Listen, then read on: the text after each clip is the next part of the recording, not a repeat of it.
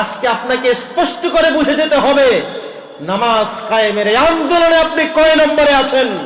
আপনি কি ক্লাস 1 না 2 না 3 না 4 কয় নম্বরে আপনি আছেন? আজকে আপনি চিন্তা করে বিবেক থেকে সিদ্ধান্ত নিয়ে তারপরে মাঠ ত্যাগ করতে হবে। পারা যাবে না ইনশাআল্লাহ? জোরে বলেন, পারা যাবে? সম্মানিত হাজিরিন, আমি বিশ্বাস করি আপনারা যারা আমার সামনে আছেন অনেকে অনেকের দোকান থেকে বসে বসে আলোচনা শুনতেছে, শুনে না?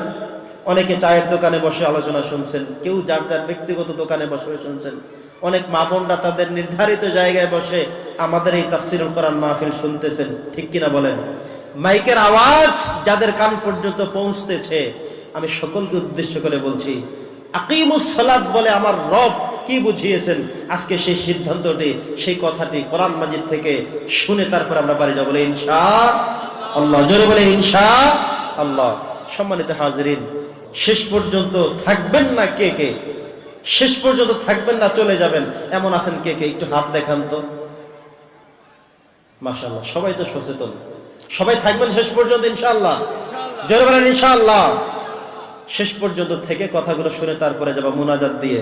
পারা যাবে না ইনশাআল্লাহ? কারো যদি অজুহাত থেকে এখনই ছুটি নিতে হবে, পরে কিন্তু গেলে খবর আছে, উঠলেই কিন্তু আমি ধর্ম। শেষ থাকবো ইনশাআল্লাহ? আচ্ছা, এই কোরআন মাজিদ এটি এমন একটা কিতাব, কোন ভাষায়? কোরআন মাজিদের ভাষা কি বাংলা না ইংরেজি? কোন ভাষা? আরবি।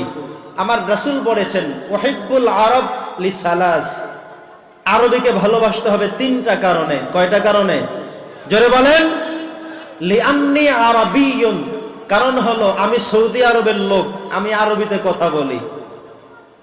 কার কথা? নবীজির কথা। ওয়াল কোরআনু আরবি, কোরআন মাজিদটাও আরবি। ওয়ালিসানু আহলিল জান্নাতি আরবি, জান্নাতি মানুষদের ভাষাও হবে আরবি। সুবহানাল্লাহ পড়েন। তার মানে হলো তিনটা কারণে আমাদেরকে আরবি ভালোবাসতে হবে। একটা হলো নবীজি আরব দেশের আরবিতে কথা বলতেন, 2 নম্বরে কোরআন মাজিদ আল্লাহর কালাম, এটাও আসছে আরবিতে। 3 নম্বর, আমরা যখন জান্নাতে যাব, এমনকি কবরে যাব, এই কবরে যাওয়ার পর থেকে বাংলা ইংরেজি আর থাকবে না, হয়ে যাবে কি আরবি। জোরে বলেন।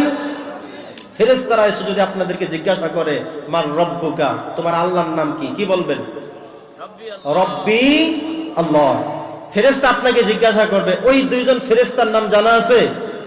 কি নাম বলেন তো? মুনকার নাকির, 2 জন সম্মানিত ফেরেশতা এসে প্রশ্ন করবেন।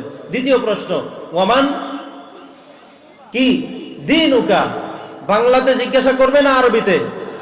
জোরে বলেন। ওয়ামা দীনুকা, তোমার ধর্মের নাম বলো, কি বলবেন? দীনি আল ইসলাম। বলবে ওয়ামান নাবিয়ুক, তোমার নবীর নাম কি, কি বলবেন?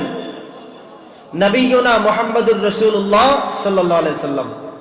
স্পষ্ট ভাবে মনে রাখেন, এইটা যদি আপনি সারা দিন রাত মুখস্থ করে কবরে যান, লাভ হবে না। হবে? কথা বলেন, লাভ হবে?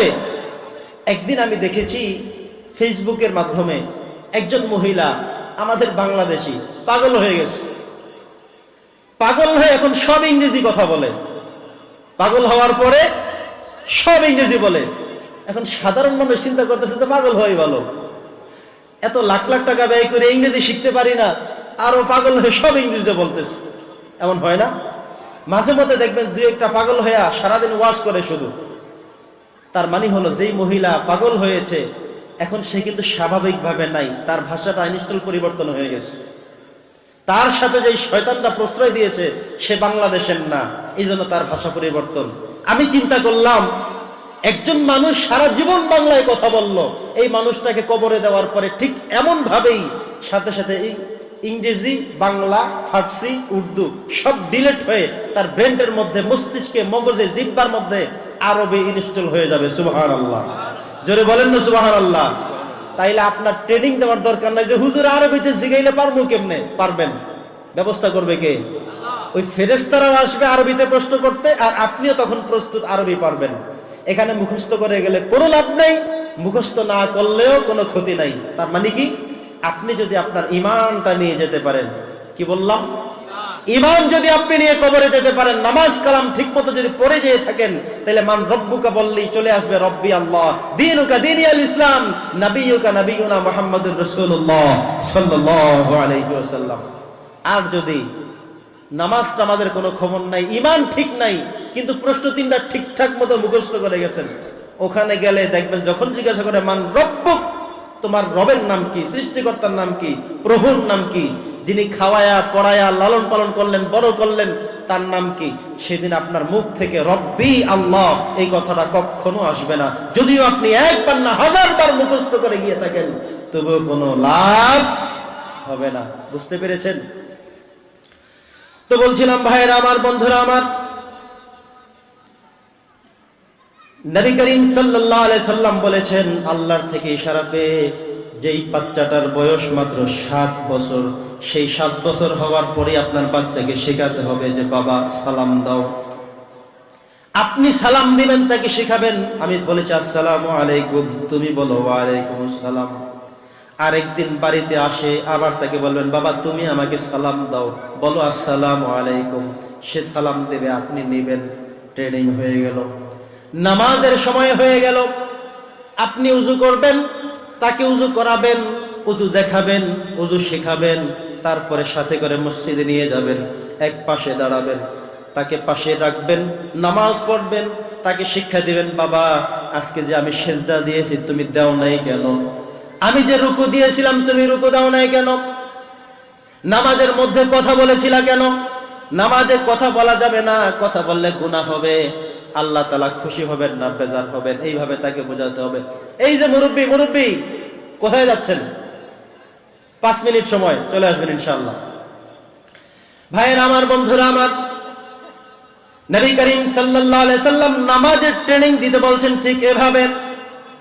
আপনার সন্তানের বয়স 7 বছর পেরিয়ে এবার 8 বছর হয়ে গেল, 9 বছর হয়ে গেল, 10 বছর হয়ে গেল, এবার আল্লাহর রাসূলের নির্দেশ হলো ওয়াহুম আবনাউ 10 সিনিন, যখন তার বয়স 10 হয়ে গেল তখন তাকে ওয়াদরিবু, প্রহার করো, মারো। এই যে 7, 8, 9, 10, 7, 8, 9, 3 বছর ট্রেনিং দিলেন, 10 বছর হয়ে গেল, এখন মসজিদে যদি না যায়, আমার নবীজি বলেছেন তাহলে মারতে হবে। কি করতে হবে বলেন? মারতে হবে, প্রহার করতে হবে। যদি ছেলে হয় সাথে করে মসজিদে নিয়ে যাবেন, যদি মেয়ে হয় তাহলে তার মায়ের সাথে নামাজ পড়ার ব্যবস্থা করে দিবেন।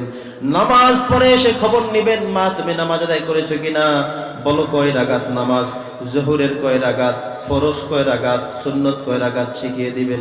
এগুলো শিক্ষা দিবে কে? বাবা এবং মা।